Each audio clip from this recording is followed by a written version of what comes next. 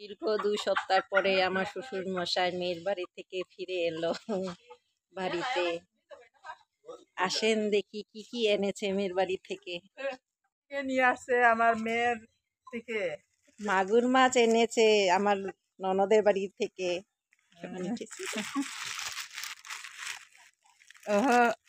এটা হলো মাগুর মাছ, শিমুল কান্দা, শিমুলের ঘান্টি, শিমুল কান্দা আর শামুক এনেছে। এক ঝোলা নিয়ে আসছে শামুক। একটা দেশি মোরগ নিয়ে আসছে।